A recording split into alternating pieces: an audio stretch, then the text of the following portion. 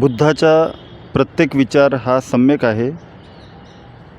आपली दृष्टी, संकल्प, कर्मांध सम्यक असावा. धम्म आपल्या दारी. भाग 37 दिनांक 21 जून 2026 रोजी भोजराज शेंडे कुटुंबाकडे मानेवाडा येथे संकल्पना ॲडव्होकेट डॉक्टर रमेश राठोड यांची. बघा काय आहे धम्म आपल्या दारी, धम्मचर्चा व परिचय. संकल्पना ग्राफिनवर्ड न्यूजवर.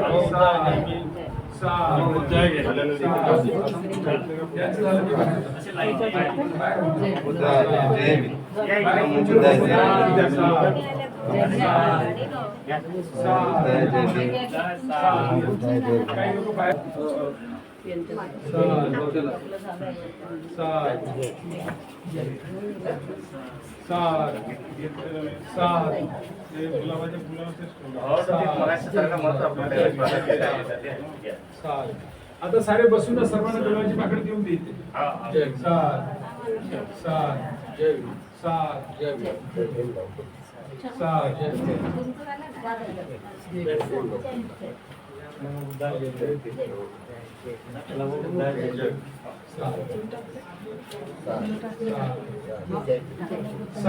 बाहेर जागा नसल्यामुळे बाहेर मैदानात जागा नाही.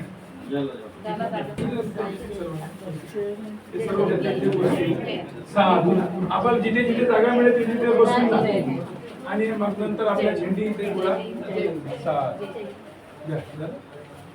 नमो बुद्धाय जय भीम जय भीम जय भीम जय भीम जय भीम जय भीम सर जय भीम. ऐकून घ्या सर अशी अशी इकडून इकडून अशी तुम्ही फुल हातात द्या. पकडून टाका. चला टाकायचं. मुरलं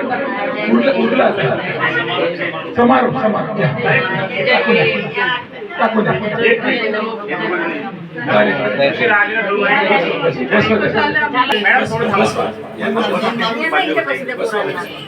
मॅडम बस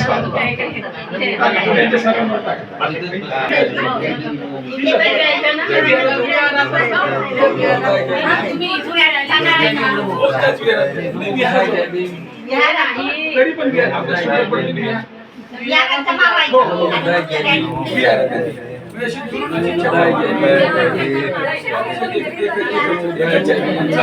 एकच चक्कर मारते.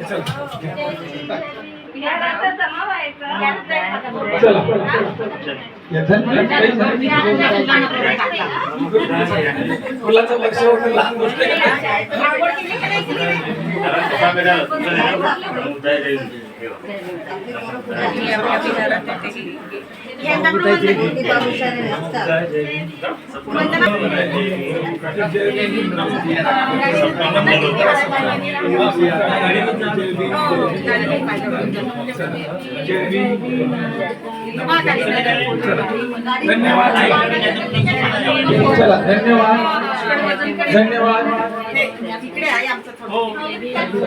धन्यवाद.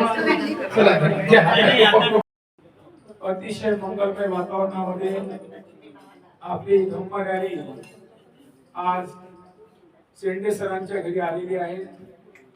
शेंडे सरांकडील मंडळी सन्मानपूर्वक आपल्या या धम्म रॅलीचा आदरपूर्वक सन्मान केला आहे. आपण ही धम्म रॅली त्यांच्या घरी या एरियामध्ये का घेऊन आलो, कारण या ठिकाणी बुद्धाला मानणारी जाणणारी मंडळी आहेत आणि जे लोक बुद्धाला मानणारी जाणणारी मंडळी आहेत त्या लोकांचा धम्माचा उजाळा व्हावं. जरी धम्म त्यांच्या जवळ असला तरी धम्माचा उजाळा होणं गरजेचं आहे, कारण धम्माचा उजाळा झाल्याशिवाय धम्म काय याची माहिती आपल्याला कळणार नाही. आपण ज्या रॅलीला घेऊन इथपर्यंत आलो मुळात हेतू आहे की धम्म हा सर्वांपर्यंत पोचावं, धम्माची जागृती व्हावं आणि स्वतःला धम्म काय हे कळावं. जोपर्यंत तुम्हाला स्वतःला धम्म कळत नाही तोपर्यंत धम्माविषयी तुमच्या मनामध्ये आत्मीयता निर्माण होत नाही. आणि आत्मीयता निर्माण झाल्यानंतर प्रत्येकाला वाटतं की हा धम्म माझा आहे आणि माझ्या धम्मासाठी मी काय केलं पाहिजे. धम्म हा निसर्ग आहे. जसं निसर्गातील प्रत्येक गोष्टीचे तुम्ही जसं संगोपन करता, झाडाला पाणी देता, झाडाला काही होऊ नये म्हणून त्याला कुंपण लावता, नंतर झाड तुम्हाला इंधन देतो, फळ देतो आहे, सावली देतो आहे आणि तो न मागता देतो आहे. म्हणजे जसं निसर्ग काही न मागता आपल्याला भरपूर काही देतो तसं बुद्धांचा धम्म आहे. तुम्ही न मागता तुम्हाला भरपूर देता, परंतु तुम्हाला त्याचं काही संगोपन करणं गरजेचं आहे. म्हणून आपण प्रत्येकाला सांगते की धम्म काय बाबा, धम्म म्हणजे चांगला जीवन जगण्याचा मार्ग. तुला स्वतःला चांगला माणूस व्हायचा आहे, मुलीला चांगलं जीवन जगण्यासाठी स्वतःला चांगली मुलगी म्हणून जगायचं आहे, मुलाला चांगला मुलगा म्हणून जगायचं आहे. आणि जगत असताना समाजाने काही तुम्हाला जे काही भूमिका दिल्या त्या भूमिका निभवायच्या. जन्माला आल्यामुळे ते कोणातरी आईचा मुलगा असेल, कोणत्यातरी बापाचा मुलगा आहे, जन्माला आला म्हणून तो मुलगा झाला. म्हणून मुलगा झाल्यामुळे त्याची नैतिक जबाबदारी आहे की त्या आई वडिलांनी त्याचं जे संगोपन केलं, आई वडिलांनी जे काही माझ्यासाठी केलं त्या देण्यासाठी मी मुलगा या नात्याने माझी कर्तव्य आणि जबाबदारी मी निभवली पाहिजे. मुलगी म्हणून मी जन्माला आली, म्हणून मुलगी म्हणून माझे कर्तव्य मला निभवायचे आहे. आणि मुलगी असल्यानंतर कधी कधी माझा कोणासोबत तरी लग्न होईल आणि लग्न झाल्यामुळे मी कोणाची तरी पत्नी होईल आणि पत्नी झाल्यामुळे मी कोणाची सून झाली आणि हे सुनेचं नातं, काकूचं नातं, हे सर्व नातं दिल्यानंतर त्या कुटुंबाने मला आईचं नातं दिलं. असं ह्या नात्याला चांगल्या प्रकारची भूमिका निभवण्याचं काम हा धम्म सांगतोय. धम्म म्हणजे काय? चांगलं जीवन तुम्ही स्वतः जगावं आणि जगताना इतरांना कळावं की असं जीवन मी पण जगावं. कारण बोले तैसा चाले त्याची वंदावी पावले. तथागतांनी म्हटलंय जसं तथ्य असेल, जसं दिसतं तसंच पहा आणि तेच अनुकरण आचरण करा. डोळ्यांनी दिसतं वेगळं आणि कानाने ऐकतो वेगळं असं होऊ नये. म्हणून तथागताचा अर्थ होतो ज्याच्या तथ्याची गोष्टी आहे जशा तशालाच आपण मानणे आणि त्या गोष्टीचा अनुकरण आचरण करणे आणि ती आपल्या जीवनात उतरवण्याचं काम करणे. एकदा काय झालं, एका ठिकाणी काही अशी चौघडी काही पोरं असे बसली होती आणि ती पोरं विहारांच्या बाजूलाच बसली होती, दारू पित होती, आपल्याला काही सिगरेट पित होती आणि दारू पिऊन सिगरेट पित असताना तिथे बसलेली होती. त्या ठिकाणी एक भिक्षुणी म्हणून एक सुंदरशी मुलगी, सुंदरशी भिक्षुणी ती जात होती. तेव्हा त्या मुलीला पाहून त्या मुलांच्या मनामध्ये आली, एवढी सुंदर मुलगी म्हणे आणि हिनं काय आपले केस सर्व काढून टाकलेले आहेत आणि काय तिने हे अशा प्रकारचे कपडे घातलेले आहेत, कपडे घालून ही काय घरोघरी जाते आणि भिक्षाटन करते म्हणे. त्यामध्ये एक म्हणाला, जर ही म्हणे माझ्याशी लग्न केलं तिला मी पुन्हा सुखाने आनंदाने म्हणे हिच्याशी संसार करेल. दुसराही म्हणे, तिसराही म्हणे, तिघही होते. जशी जशी ती पुढे पुढे जात होती तशी तशी तिच्या मागे मागे जायचं. एक दिवस झालं, 2 दिवस झालं, 3 दिवस आणि 4थ्या दिवशी ती म्हणाली, का रे बाबा का म्हणे तुम्ही माझ्या मागे मागे येता? तेव्हा ते म्हणाले की काय म्हणे असे कपडे घालून तू फिरते म्हणे, जर तू माझ्याशी लग्न केलं म्हणे तर मी तुला सुखाने आनंदाने करेल म्हणे. तर ठीक आहे म्हणे. ती म्हणाली की माझी काही अट आहे म्हणे. माझी अट जर तुम्ही मान्य करत असाल तर जो माझी अट पूर्ण करेल मी त्याच्याशी लग्न करेल. काय अट आहे? काही नाही म्हणे, 5 गोष्टी मी सांगतो त्याचं तुम्ही पालन करावं. आता हे चोट्टे, लबाड, खरे खाणारे, बिडी पिणारे, दारू पिणारे यांना वाटलं एवढी सुंदरशी मुलगी मला मिळते आहे तर का मी ह्या दिलेल्या अटीचं मान्य करू? सांग म्हणे काय अट आहे? तुम्हाला हिंसा करता येणार नाही, तुम्हाला कोणती चोरी करता येणार नाही, तुम्हाला कोणाचाही विनयभंग करता येणार नाही, खोटं बोलता येणार नाही आणि कोणतेही नशिले पदार्थ ग्रहण करता येणार. फक्त 1 महिन्यापर्यंत तुम्हाला हे पालन करायचं आहे. जर तुम्ही 1 महिन्यापर्यंत याचं पालन केलं तर मी त्याच्याशी लग्न करेल. ठीक आहे म्हणे, काय हरकत आहे म्हणे. 1 महिन्यात जर आपण एवढं पालन केलं, एवढी सुंदरशी पोरगी आपल्याला बायको म्हणून मिळते तर काय हरकत आहे. म्हणून ते दोघांनी आपल्याला शर्यतीमध्ये उतरले. आता शर्यतीमध्ये उतरल्यानंतर दररोज यांना बिडी, सिगारेट, तंबाखू पाहिजेच.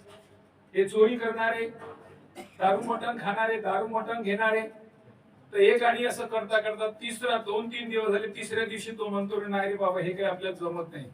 आपल्याला बिडीशिवाय राहणं होत नाही, आपल्याला दारू घेतल्याशिवाय राहत नाही. एक माणूस 3 दिवसापर्यंत त्यांनी आपला नंबर कट केला.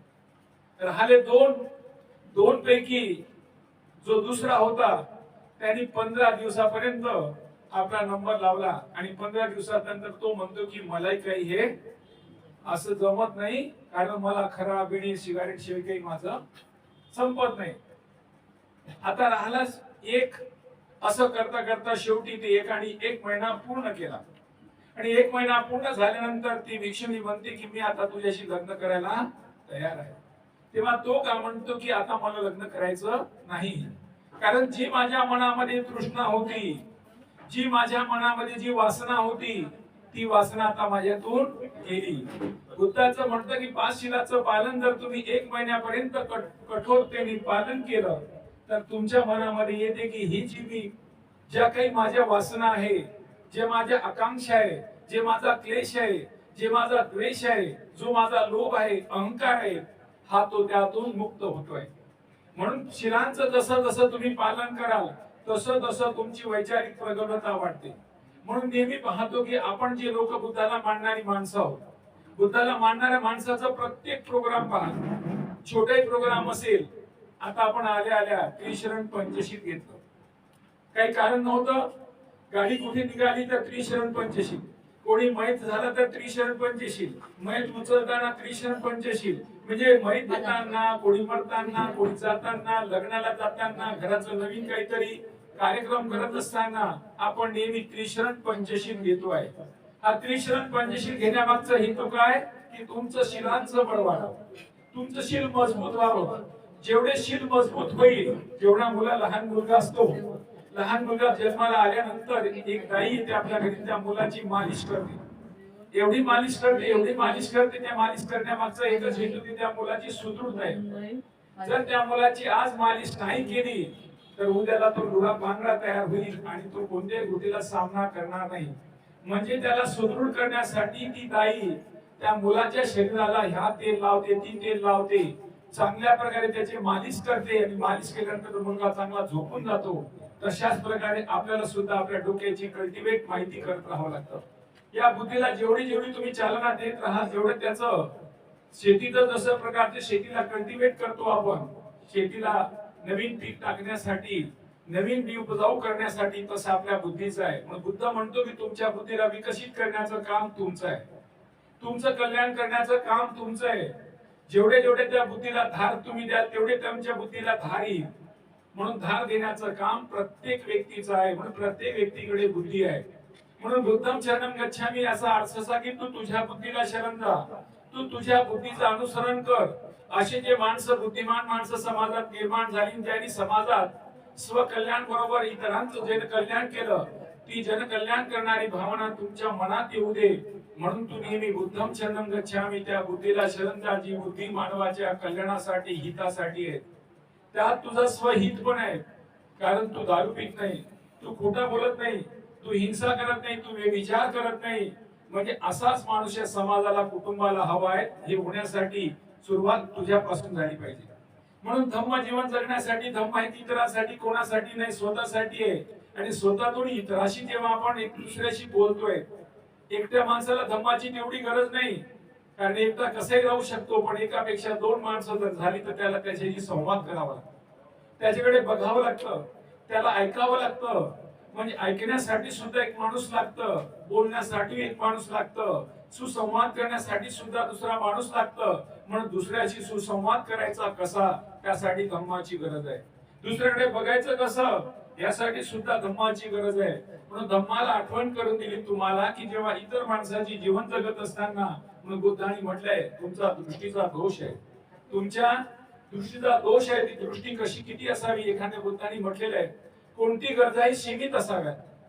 एखादी भाजी खूप चांगली झाली म्हणून खातच राहा नाही, त्या जिभेला म्हणा की एवढी नको बघू, कारण पोटाचा साईज वाढेल, पोटामध्ये अतिरिक्त जास्तीचा भार होईल, आणि जास्तीचा भार झाला तर तो तुमच्या शरीरावर परिणाम होईल.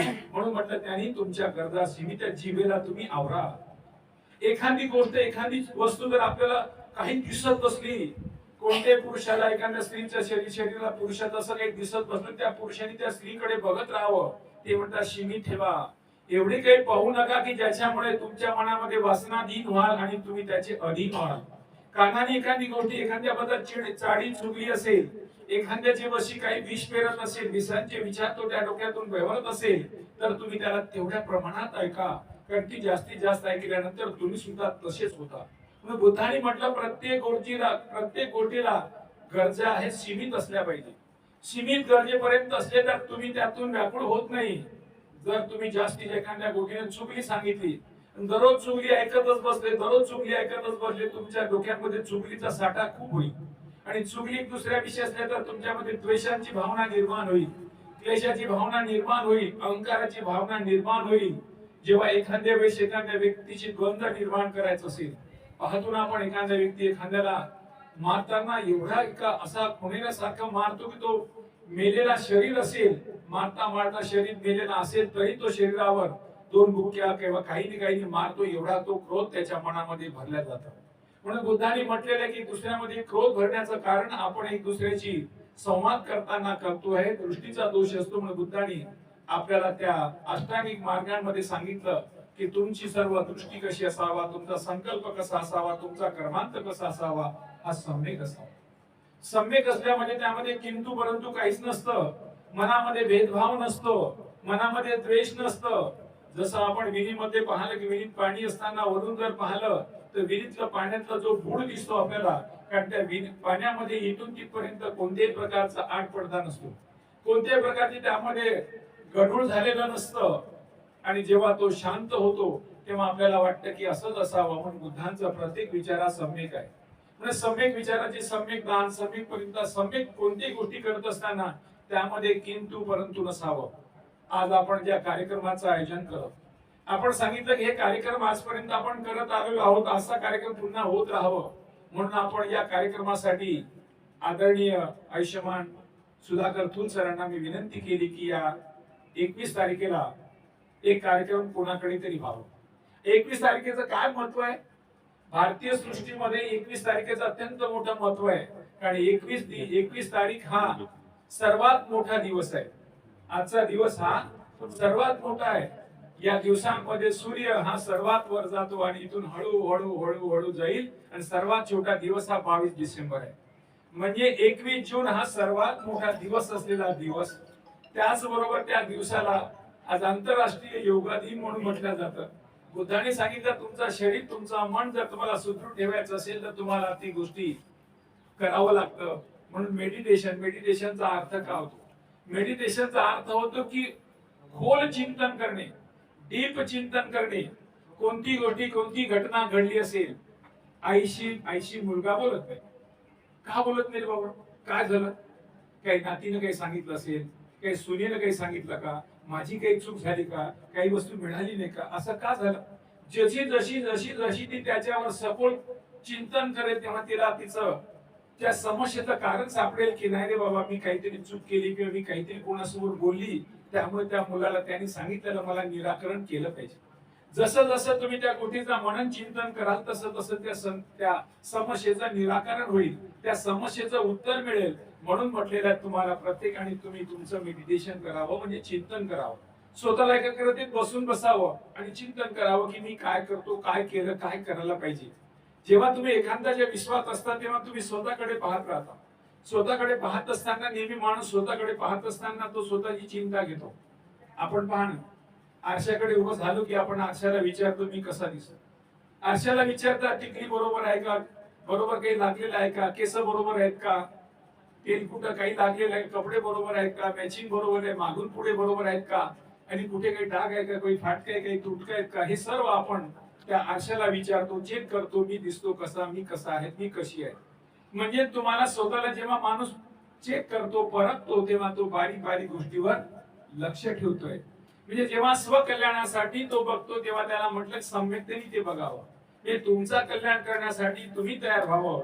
अशा तयार होण्यासाठी आज आपल्याकडे ज्या शेंडे कुटुंबियांनी या कार्यक्रमाचं आयोजन केलं, शेंडे कुटुंबाच्या मनामध्ये वाटलं की धम्म रॅली आमच्या घरी यावं. काय धम्म लोकांमध्ये जातात, कारण ते आपल्या रॅलीमध्ये यापूर्वी कधी आले नाही.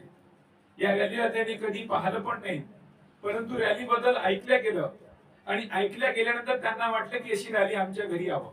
आज मंगलमय दिवशी त्यांच्या घरी लोक आली, बुद्धाला मानणारी, बुद्धाला जाणणारी, धम्म विचारी, धम्म स्वतः अनुकरण करणारी ती माणसं, त्यांचं पाऊल आपल्या घरी लागावं हे फार मोठं जीवनातलं काम आहे. अशी माणसं ही काही कोणत्याच्या नात्यात नाही, गोत्यात नाही. या शेंडे कुटुंबियाच्या आपण नात्यात नाही, गोत्यात नाही, म्हणून कधी त्यांच्याकडे येण्याचा योगच नाही आहे. परंतु आज या धम्माने त्यांच्या दारापर्यंत आलेला आहे. तुम्ही सर्व शीलवान आहात, तुम्ही चरित्रवान आहात, तुम्ही गुणवान आहात, कारण तुम्ही धम्माचं आचरण करता. जो जो धम्म माणूस, धम्म जीवन जगणारा माणूस त्याच्या घरी जाईल, धम्माची लाट त्यांच्याकडे येईल, धम्माचा वारा जो वाहत जाईल, आणि एवढी धम्म जीवन जगणारी माणसं प्रत्यक्ष त्यांच्या घरी आली. आज त्यांची ही कुटुंबातली या भूमीवरती धन्य झाले. कारण ही माणसं किती बोलवलं तरी आलं नसती, कारण यामध्ये डॉक्टर आहे, इंजिनियर आहे, वकील आहेत, मोठी मोठी माणसं, मोठमोठ्या ठिकाणी काम करणारी माणसं आहेत. त्या माणसाला त्यांचे जीवन जगत असताना काही त्यांच्याकडे वेळच नाही, तरी परंतु त्यांनी वेळ काढून आज त्यांच्या दारापर्यंत आली. खरोखर हा योगायोग त्यांच्या जीवनातला मोठा अविस्मरणीय दिवस आहे. कारण दिवस सुद्धा चांगला आहे, येणारी माणसं सुद्धा चांगली आहेत, हा सुद्धा जीवनात योग घडवून आणावा लागतो. असा योग आज या शेंडे कुटुंबियांनी आपल्या घरी आणलेला आहे. एकदा काय झालं की एक माणूस एका डॉक्टरकडे आला, आणि डॉक्टरकडे आल्यानंतर डॉक्टरला काय म्हणतो, डॉक्टर साहेब हो मला रात्री झोपच येत नाही म्हणे. डॉक्टर म्हणाले मी किती गोळ्या तुम्हाला दिल्या, तुमचं ट्रीटमेंट सारखं चालू आहे, आणखी डोजेस वाढवले, आणखी डोजेस वाढवले, एवढे डोजेस वाढवल्यानंतर तुम्हाला झोप येत नाही, तर मी काही आता काही करू शकत. डॉक्टर बी त्यासाठी तो परेशान झाला, मी काही करू शकत नाही म्हणे. आता डॉक्टर म्हणे आता काय जे काही चालू आहे ते चालू द्या म्हणे. असंच करता करता जाता जाता समोर त्याला एक साधू महाराज दिसला. तो साधू महाराजाला म्हणतो, साधू महाराज अहो मला रात्रीला झोपच येत नाही, काहीतरी उपाय सांगा ना म्हणे, तुम्ही साधू आहात. तेव्हा साधू महाराजाला म्हटलं काय उपाय सांगू याला. तेव्हा साधू महाराज असं म्हणाला की ठीक आहे म्हणे, आता हे काही माझा पिच्छा सोडणार, काहीतरी सांगितलं पाहिजे. तेव्हा ते साधू महाराज त्याला म्हणाले की ज्या माणसाला रात्री झोप येते त्या माणसाचं शर्ट तू घाल, त्याचा शर्ट जर तू घातला तर तुला रात्री तशीच गडद झोप येईल. त्याला वाटलं बरे, मग ते ऐकलं, तो डॉक्टरकडे आला आणि डॉक्टर साहेब म्हणे मला तुमचा शर्ट द्या म्हणे. तेव्हा ते म्हणे कशात शर्ट पाहिजे म्हणे. नाही म्हणे मला त्यांनी सांगितलं म्हणे साधू भावानी की तुम्ही ज्या माणसाला गडद झोप येते, रात्री गडद झोप येते, त्या माणसाचा तू शर्ट घे. तर ते म्हणाला, डॉक्टर म्हणाला तुला कोण सांगितलं म्हणे की मला गडद झोप येते. मी तुझ्यापेक्षा माझी बायकोशी पटत नाही, घरामध्ये माझा झगडा आहे, हे म्हणे मी एवढा मोठा जो बनवलं म्हणे बिल्डिंग, हे मला सर्व इथे बंगल्याचे जे डॉक्टरचे याचा दवाखाना बनव त्याचा माझा पैसे द्यावं लागते. आता ते पैसे कापण्यासाठी म्हणे काही नको ते पेशंटला मी आतमध्ये ऍडमिट करून घेतो, नको त्याचं ऑपरेशन करतो म्हणे, आणि त्या ऑपरेशन मध्ये गडबड झाली मला झोप येत नाही म्हणे. अरे ह्या ठीक आहे म्हणे, आता दोघही आपण काय करू, दोघही मग चला म्हणे आपण दोघही शोधायला जाऊ. मग दोघही गेले, जाताना कोणाकडे जाऊ, ते राजकारणीकडे जाऊ म्हणे. त्याला वाटलं की याला सर्व काही भेटते त्याच्याकडे, तो एखाद्या राजकारणीकडे गेले. तर राजकारणी म्हणा की तुम्ही तुमचा शर्ट द्या म्हणे. तो राजकारणी म्हणे अरे मी तर खूप लपडे जाऊ म्हणे, आमचं सरकार राहील की नाही काही भरोसा नाही, आणि मुख्यमंत्री बदलत राहते म्हणे, त्यासाठी कुठं आम्हाला गोव्याला जावं लागते, कुठं या काही वेगवेगळ्या ठिकाणी जावं लागते म्हणे, एवढं करून ते साधायला लागते म्हणे, ते काही जमत नाही म्हणे, मला कुठं झोप येते म्हणे रात्रीची, चला म्हणे ती काही जाऊ म्हणे. असे करता ज्यांच्याकडे जाय त्याचे सर्वांचेच घराणी असं करता करता निघाल्यानंतर एका ठिकाणी बसले. आता जाऊ दे म्हणे, थकला आता नंतर जाऊ म्हणे. दुपारची वेळ होती, एक शेतकरी शेतांमध्ये नांगरत होता, नांगरला गिंगरला बापून मस्त शर्ट काढून होता तो, उन्हाळ्याचे दिवस काढल्यानंतर त्या बापून आपली जी काही घरून भाकर आणली असं चटणी भाकर खाल्ली, आणि चटणी भाकर खाल्ली आणि तो त्या झाडाखाली पडला. तर पडला तर त्या शेतकऱ्याला एवढी झोप लागली, तो ढरढर ठोरायला लागला. त्याला वाटलं आपल्याचे काही याचं उत्तर सापडलं. आता ते काय म्हणतात त्याला, त्याचा झोप झाल्यानंतर त्या शेतकऱ्याला म्हणते आम्ही आता 21 घरी फिरून आलो, 21 माणसं म्हणे, आम्हाला तू 21 शर्ट दे म्हणे, ते शर्ट दे म्हणे. ते शेतकरी म्हणे मला एकच शर्ट फाटकाय म्हणे, ते बांधून ठेवलं, तुम्हाला शर्ट कुठून देऊ. म्हणजे ज्याच्या घरी बादभरे जास्त शर्ट आहे त्याला रात्री झोप येत नाही, ज्याच्याकडे एकही शर्ट नाही त्याला घरातच झोपतात. पण बुद्ध म्हणतात तुमच्या गरजा कशा पाहिजे, सीमित पाहिजे. गरजेपेक्षा जास्त गोष्टी असल्या सारं घरांना वाटते, याला मिटवता त्याला मिटवता कारण असतं. म्हणून श्रमण संस्कृतीमध्ये म्हटलेलं आहे की तुम्ही तुमच्या संस्कृती अशी आहे की मेहनतीचा जेव्हा केलेला असतं तेव्हा त्याचं तुम्हाला महत्व कळतं. मेहनत नसेल तर तुम्हाला कोणत्या गोष्टीचं महत्व कळत नसते. 10 ड्रेस असेल, 20 ड्रेस असेल, 25 ड्रेस असेल तरी तुमचं काही नसतं. आता घरांमध्ये 10 साड्या असेल तर सासू सुनीचं पटते का? काही किती वाटल्या तरी काही काही दोघांचं चालूच राहते. पोरा बापाचे पटते का? घरात चालूच राहते. म्हणजे प्रत्येकांमध्ये ह्या ज्या आपल्या जी क्लेश वाढलेला आहे, जी वाढलेला आहे की बुद्धांनी म्हटलं तुमच्या गरजा सीमित असाव्या.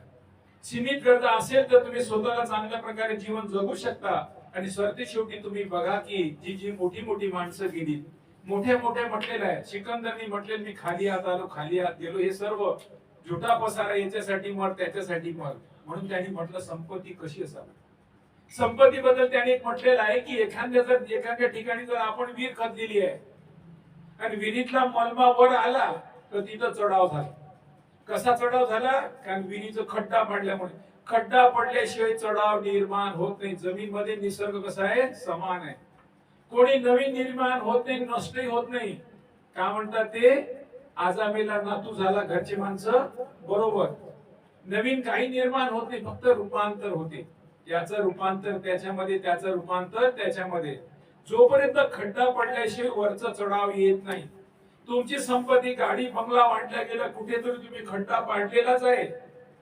आणि तो जर सम्यक जर तुमचा असेल तर तुम्हाला त्या बिल्डिंगला पिढ्याने पिढ्या काहीच होत नाही. आणि ती बिल्डिंग जर अशाच प्रकारे जर असेल, कुठेतरी खड्डा पाडलेला असेल तर एक दिवस ते बिल्डिंग पडून ती माती त्या खड्ड्यात जाते, तिला पूर्णता करते.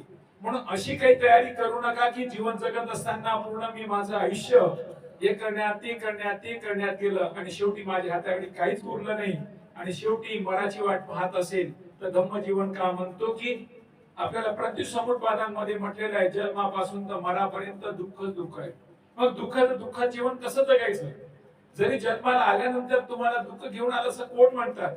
तुम्ही या जगाला सुंदर जग पाहण्यासाठी आलात, पण जगातल्या लोकांना इकडे तिकडे पाहत असताना आपली बुद्धी, आपला विचार आपण कलुषित करतोय आणि आपल्या नात्याला आपण डाग लावतोय. अशातून मुक्त होण्याचं काम धम्माशिवाय तुम्हाला कोणी सांगू शकत नाही. म्हणून धम्म जीवन जगणे अत्यंत महत्वाचं आहे. धम्म जीवन स्वतःला जगायचंय, स्वतःला बदलायचंय, स्वतःला परिवर्तन करायचंय. आपल्यासारखं माणसं स्वतःला घडवायचंय. बुद्ध होणे म्हणजे तुमच्या स्वतःमध्येच परिवर्तन करणे. इतरांसाठी, त्यासाठी, ह्यासाठी नाही. तुम्हीच कल्याणी असाल तर तुम्ही जर दारू पिणारे असाल, मग बुद्धांनी म्हटलेलं आहे 5 गोष्टी त्यांनी सांगितलेल्या आहे. तुम्ही कोणाच्या संगतीत राहतात तसा तुमच्यावर प्रभाव पडतोय. तुम्ही जर दारू पिणाऱ्याच्या संगतीत असेल, आज पित नाही, उद्या पित नाही, परवा नाही, एक दिवस तुम्हाला पियाची सवय लागतातच. आपला मित्र जर त्या बायकोला मारत असेल, 1 दिवस, 2 दिवस, तिसऱ्या, चौथ्या, 8व्या दिवशी कधी कधी आपण आपल्या बायकोला तो शब्द वापरतोच, कारण संगतीचा प्रभाव तुमच्यावर पडतोय. म्हणून म्हणतात सतसंगती सदा घडू दे, चांगले शब्द कानी पडू दे. तुम्हाला जर चांगलं जीवन जगायचं असेल तर तुमची संगत सुद्धा अत्यंत महत्वाची आहे. म्हणून बुद्धांनी 38 महामंगल सूत्राने म्हटलेलं आहे की तुमची संगत कशी असावी. तुमची संगत ही मूर्खाची नसावी. मूर्ख माणूस संगतीत असेल तर तुमच्या मनामध्ये नेहमी क्लेश भरत असेल, द्वेष भरत असेल, एक दुसऱ्याविषयी घृणा भरत असेल. हा घृणा भरण्याचं काम हा आपल्याला मूर्ख माणूस करतोय, मूर्ख संगती करते. म्हणून 38 महामंगल सूत्रांमध्ये म्हटलेलं आहे की तुम्ही नेहमी बुद्धिमानाच्या संगतीत राहा, मूर्खाच्या संगतीत राहू नका. अशा प्रकारे आपल्याला बुद्धांचा विचार आपल्यापर्यंत पोहोचवण्याचं काम या बुद्ध मार्गी असलेल्या धम्म आपल्या रॅलीने कार्यक्रम हा घेतलेला आहे. आज आपला मूळ हेतू आहे की आपण शेंडे कुटुंबियांच्या घरी आलो. त्यांच्या घरी का आलो? तर त्यांच्या घरातल्या लोकांशी आपला परिचय व्हावा. म्हणून शेंडे कुटुंबियांना विनंती करतो त्यांनी पुढे यावं आणि आपला परिचय द्यावा. कारण त्यांचा परिचय आपल्याशी झाल्याशिवाय, कारण ज्या हेतूने आपण त्यांच्याकडे आलेलो आहोत ते आपल्याला कळलं पाहिजे. का आलो त्यांच्याकडे? झुटा पैसा रुटा भाई समय समय पर काम आहे. कोणत्या वेळेस कोणती अडचण येईल, शेंडे कुटुंब कोणत्या अडचणीत असले तर तो आपला भाऊ म्हणून आपल्याकडे येऊ शकतो. कधी मुलीच्या लग्नाची असेल, कुटुंबिक आर्थिक अडचण असेल, आरोग्याची अडचण असेल किंवा एखादा कुशल जीवन जगत असेल तर तसा कुशल जीवन जगण्यासाठी त्याला तो प्रवृत्त करू शकतो, तो पण दुसऱ्यांना सांगू शकतो. म्हणून आपल्या भावाला आपण सुदृढता आणण्यासाठी काम आपलं आहे, म्हणून आपल्या भावाच्या दारी आपण गेलो पाहिजे. आज आपण आपल्या भावाच्या दारी आलो. नेमका आपला भाऊ कोण आहे, काय करतोय आपल्याला माहित व्हावं, म्हणून आपण या शेंडे कुटुंबियांना विनंती करतो त्यांनी पुढे यावं. ते म्हणतात, आजपासून विहारात गेलो पाहिजे. विहार कशासाठी जावं? विहारामागचं कारण काय? विहार आपल्याला द्वेष क्लेशापासून मुक्त करतोय, शांतीचा मार्ग देतोय, मैत्रीता वाढवतोय, मानवी कल्याणाचं काम करतोय. त्यासाठी बुद्धांचे विहार आहे. त्या ठिकाणी आपल्या बुद्धीचा चांगला वापर करणारे, बुद्धीला बुद्ध्यांक देणारी माणसं तिथे येतात. अशा विहाराला आपण गेलो पाहिजे. आज आपल्याला शेंडे साहेबांचा आपला परिचय व्हावं. शेंडे साहेबांनी आपला परिचय द्यावाची विनंती करतो. ते काय करतात ते आपल्या व्यवसायामध्ये राहून प्रामाणिकपणे व्यवसाय करून आपला कुटुंबाचा चरित्र चालवतात. आता नव्यानेच ते नुकतेच चंद्रनगर बुद्ध विहाराचे अध्यक्ष पण झालेले आहेत. तर त्यांचा आपण या ठिकाणी अभिनंदन करूया. आणि ते धम्मरले आहे, धम्म आपल्या दारीचे संचालक आहेत advocate doctor Ramesh Rathod sir यांचं ते स्वागत करतील अशी मी त्यांना विनंती करतो. नमो बुद्धाय देवी.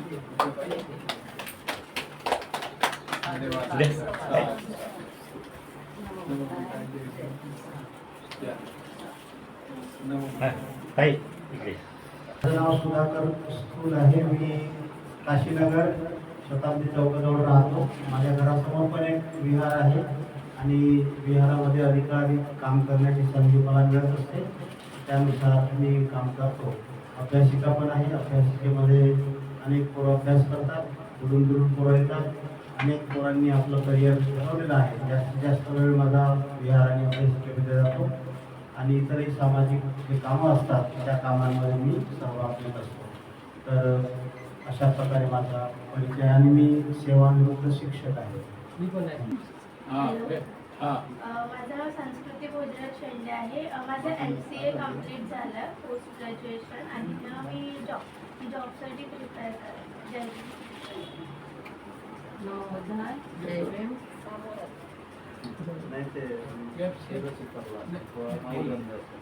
माझं नाव मालती भोजराज शेंडे आहे. मी एक गृहिणी आहे.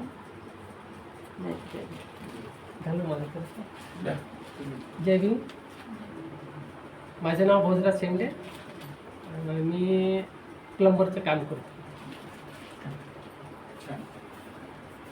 अतिशय मंगलमय वातावरण आहे. ती आपल्याकडे कारागीर माणसं आहेत, काही चांगल्या पदावर असलेली माणसं आहेत, म्हणून आपण एकमेकांशी का परिचय करून घेतोय. आता आपल्याला माहित झालं की भोजराज शेंडे हे चांगल्या प्रकारे प्लंबर आहेत, म्हणून त्यांचा नंबर सर्वांनी लिहून घ्या. कधी कोणत्या वेळेस कोणतेही काम असेल तर आपण आपल्या माणसाला पहिला प्रेफरन्स दिला पाहिजे. माझा परिचय देतो. मी advocate doctor Ramesh Rathod, OBC Dhamma Dikshita president. मी दरवर्षी ओबीसी लोकांना बुद्ध धम्माकडे आणण्याचा प्रयत्न करतोय. असं आणत असताना असं भावना आली की आपल्या लोकांकडे सुद्धा धम्माचा प्रचार प्रसार व्हावा. आम्ही जिथे आडोशी पडोशी राहतो, आमची दुसऱ्याची ओळख नाही, कोणत्याही कामानिमित्त आणि कोणती काही गरज पडली तरी ओळख नाही. आणि कोणी कोणाला रस्त्यावर भेटलं जय भीम तेवढे घालतात, बाकी मागे पुढे काहीच नाही. मग नेहमी आपली सतत भेट होत राहावी. सतत भेट होण्यासाठी आपल्याला बाबासाहेबांनी म्हटलेलं आहे की प्रत्येक बौद्ध आणि दर रविवारी हा विहारात गेलं पाहिजे. कमीत कमी एक दिवस, कमीत कमी 2 तास तरी आम्ही धम्माला दिलं पाहिजे. तुम्हाला प्रत्येकाला धम्माला 1 तास 2 तास एक दिवस दिलाच पाहिजे. कारण तुम्ही तुमच्या जीवनाकडे बघा. आपण ज्या जाती जन्मालो, जातीचा रोग घेऊन आल्यामुळे आपली एवढी परिस्थिती बिकट झाली की आपल्याला खायला अन्न नव्हतं, राहायला घर नव्हतं, खायला कपडे नव्हतं. अशी अवस्था आपल्याला ती निर्माण करून दिली या समाज व्यवस्थेने. या समाज व्यवस्थेतून बाबासाहेबांसारखा महानायक महामानव जन्माला आणि आम्हाला मुक्त केलं. आता आमची सर्वांची जबाबदारी आहे, रात्रंदिवस आपण कामात लागलो पाहिजे. रात्रंदिवस आम्ही आमच्या धर्माच्या, आमच्या समाजाच्या लोकांना आपण हितगुजात केलं पाहिजे. आपण समाज व्यवस्थेने आपल्याला एवढं गजगज करून टाकलेलं आहे, परत आपण चांगले होऊ नये म्हणून पाहायला कालचा उपवर्गीकरणाचा तुम्ही कालचा मोर्चा आपलेच लोक होते. का की तुमच्यात फूट पडावी, तुमची शक्ती तुमच्यातच खर्ची व्हावी. नवरा बायकोचा झगडा व्हावा, नवऱ्या बायकोचे झगड्यात आयुष्य चाललं जावं, पोरासाठी पोरीसाठी काहीच करू नये. भावाभावानी झगडत राहावं, झगडण्यात आपली शक्ती जावं. मग भावाभाव झगडत बसला, भाऊ किती विद्वान, किती बुद्धिमान, किती चांगला असेल ते शक्ती खर्च तिथंच होईल. पण आपली शक्ती आपल्या अशा विधायक कामात खर्च झाली पाहिजे, म्हणून आपण विधायक माणसं निर्माण झालो. कमीत कमी मला एक दिवस धम्मासाठी दिलं पाहिजे. माझी मुलगी त्या विहारात जाऊन शिकते, कशामुळे?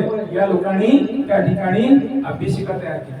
अभ्यासिका तयार कशी केली की ज्या बाबासाहेबांनी महानायकांनी आमच्यासाठी दिवस आणि रात्र आम्हाला असं माणूस म्हणून घडवलं, तर आमच्यासारखी माणसं आम्ही घडवली पाहिजे. म्हणजे त्या मुलीची जबाबदारी आहे की मला माझ्या जीवनाला कलाटणी देणारा हे विहार आहे, ही अभ्यासिका आहेत, मी अशाच लोकांना दिलं पाहिजे, केलं पाहिजे. म्हणून धम्मासाठी, बुद्धांसाठी एक दिवस माझ्या समाजासाठी दिलं पाहिजे.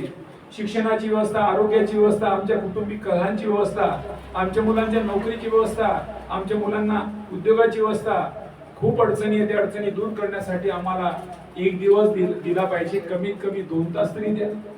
कमीत कमी 2 तास तरी आम्ही धम्माला दिलं पाहिजे. किंवा हा झाड रोपटं पुढे वाढेल, नाही तर रोपटं हा साच मरून जाईल. निराशेवादी लोक निर्माण होईल. आम्ही सरांना सांगितलं धम्माची रॅली, आपण धम्म कार्यक्रम घेतो, सतत चालू राहिलं पाहिजे. कोणाला सांगा, एवढा मोठा समाज, एवढे मोठे लोक आहेत, सुगंधाचा भर आपण करत राहिलो पाहिजे. आणि आपल्यापासून चांगल्या पॉझिटिव्ह सकारात्मक विचार माणसं आहेत. ही सकारात्मकता माणसाला सकारात्मकता घडवते. एखाद्या मुलीचं ठीक चालू नसेल, इतरांना पाहून तिच्या मनात चांगली भावना होईल. एखादा दारू पिणार असेल तर इतरांना पाहून किती चांगले लोक आहेत, तो दारू पिणं सोडेल. कोणी बिडी पिणार असेल तर तो सोडेल, कारण संगतीचा सुद्धा प्रभाव पडतोय. म्हणून संगत निर्माण करणं आपलं काम आहे. म्हणून आपण हे सर्व धम्माचं काम करण्यासाठी सर्वांना प्रवृत्त व्हायचं आणि ही कारवा सतत चालू ठेवायचं आहे. 2 तास धम्मासाठी दिलंच पाहिजे. बाबासाहेबांच्या जे विचाराला, बाबासाहेबांनी दिल्या आदेशाला तुम्हा सर्वांना पालन करायची आमची जबाबदारी आहे. कारण बाबासाहेब आम्हाला आदेश देणारे, आमचे सर्व काही आहे, आमच्या जीवनाला कलाटणी देणारा, देशाला, समाजाला, परंतु आम्हाला घडवण्यासाठी बाबासाहेबांचं मोठं योगदान आहे. म्हणून आमचे वारंवार आमचे जे आदर्श मार्गदर्शक बाबासाहेब आहेत त्यांच्या संदेशाला आपल्याला पुढे न्यायचं आहे. मी सध्या हायकोर्टामध्ये वकील म्हणून प्रॅक्टिस करतो आहे आणि आंबेडकर थॉटला सुद्धा प्रोफेसर म्हणून शिकवतो आहे आणि ओबीसी लोकांना मोटिवेट करतो की दरवर्षी या धर्मांकडे यावं. म्हणून त्या लोकांकडे आणण्यासाठी आपण सर्वांचे आदर्श व्हावं हीच आपल्याला काळाची गरज आहे.